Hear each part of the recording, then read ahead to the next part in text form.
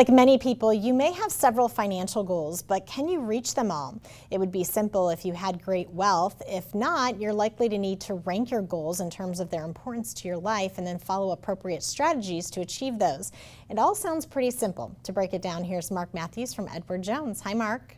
Hi, Judy. Good to see you. You too. It sounds like there's about 4 points that you can tell us about these goal settings.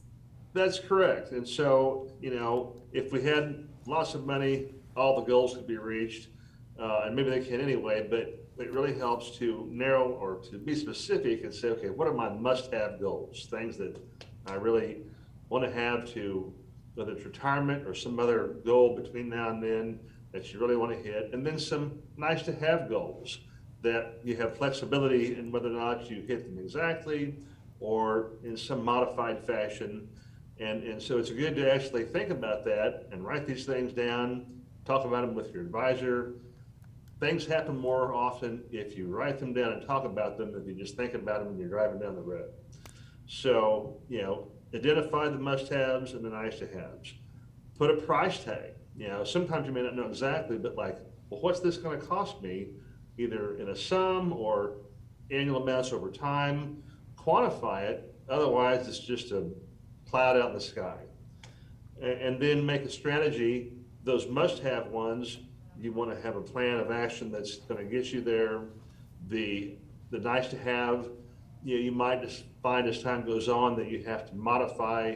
And for example, owning a vacation home someplace might get replaced by having the budget to stay someplace 4 or 5 or 6 weeks every winter or whenever you want to, and not own a place. That's still a nice treat.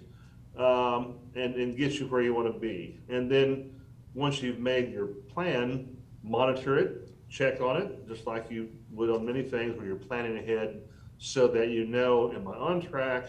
Do I need to do something differently to get back on track? Things we talk about all the time.